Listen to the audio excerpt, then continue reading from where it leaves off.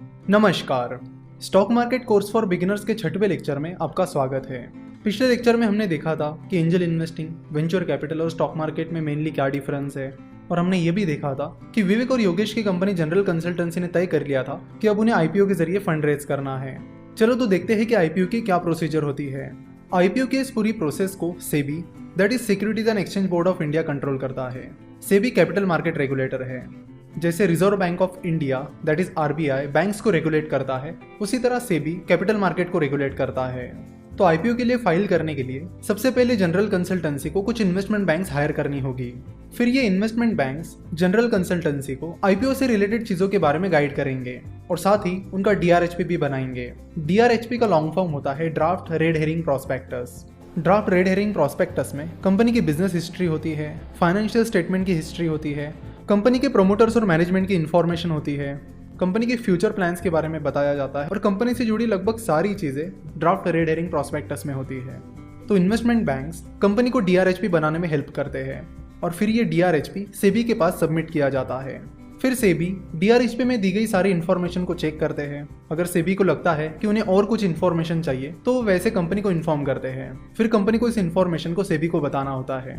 तो अगर सेबी कंपनी की डीआरएचपी और डॉक्यूमेंटेशन से सेटिस्फाई हो जाती है तो सेबी उस कंपनी को आईपीओ का अप्रूवल दे देती है। तो जनरल कंसल्टेंसी ने भी अपने आईपीओ के लिए 2-3 इन्वेस्टमेंट बैंक्स को हायर किया और अपना डीआरएचपी सेबी के पास सबमिट किया। जनरल कंसल्टेंसी का डीआरएचपी और सारी इन्फॉर्मेशन चेक करने के बाद सेबी ने जनरल कंसल्टेंसी को आईपीओ का अप्रूवल भी दे दिया, जिसके बाद जनरल कंसल्टेंसी का आईपीओ लाने का रास्ता खुला हो गया। नाउ 2 तरह के आईपीओ होते हैं, फिक्स्ड प्राइस आईपीओ और book building IPO. Fix price IPO में कंपनी शेयर के एक फिक्स प्राइस डिसाइड करती है और फिर उसी प्राइस पर लोगों को उस कंपनी के शेयर खरीदने होते हैं। जैसे कि अगर किसी कंपनी ने अपने आईपीओ में शेयर की प्राइस 500 रुपये पर शेयर डिसाइड कर ली है तो जिन इन्वेस्टर्स को उस आईपीओ को सब्सक्राइब करना है उन्हें 500 रुपये पर शेयर की प्राइस पर उन शेयर्स को खरीदना होगा। आईपीओ का दूसरा तरीका है book building IPO. Book building IPO में कंपनी एक प्राइस बैंड डिसाइड करती है। चलो तो मान लेते हैं कि जनरल कंसल्टेंसी अपना IPO book building IPO process से लाने वाली है और कंपनी ने अपने आईपीओ की शेयर प्राइस 300 रुपये से 306 रुपये डिसाइड की है। तो जिन लोगों को जनरल कंसल्टेंसी के आईपीओ को सब्सक्राइब करना है, यानी जनरल कंसल्टेंसी के शेयर आईपीओ में खरीदने हैं, उन्हें 300 से 306 रुपये के बीच अपनी बिडिंग लगानी होगी और फिर जिस प्राइस पर सबसे ज्यादा बिडिंग आ जाएगी वो प्राइस फाइनल प्राइस हो जाएगी, जिस पर सारे शेयर्स इशू किए जाएंगे।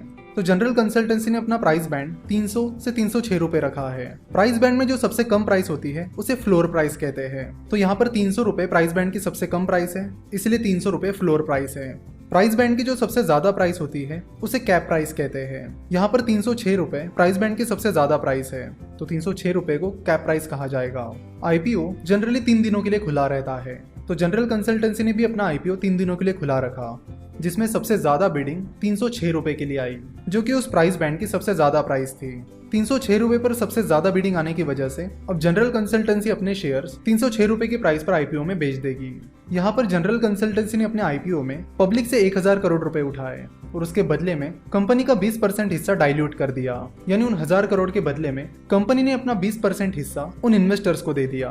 तो जिन लोगों ने कंपनी में इन्वेस्ट किया उन्हें कंपनी में हिस्सेदारी मिली और कंपनी को अपना बिजनेस बढ़ाने के लिए पैसा मिला। तो इस आईपीओ प्रोसेस के बाद जनरल कंसल्टेंसी के शेयर्स उन इन्वेस्टर्स को इशू किए गए और बाद में कंपनी नेशनल स्टॉक एक्सचेंज और बॉम्बे स्टॉक एक्सचेंज, जो कि इंडिया के 2 मेन स्टॉक एक्सचेंजेस हैं, उन पर लिस्ट हो गई और कंपनी के शेयर स्टॉक एक्सचेंज पर लिस्टेड होने के बाद कोई भी बड़े आसानी से जनरल कंसल्टेंसी के शेयर खरीद सकते हैं और बेच भी सकते हैं। कंपनी स्टॉक एक्सचेंज पर लिस्टेड होने के बाद एक पब्लिक लिस्टेड कंपनी बन जाती है।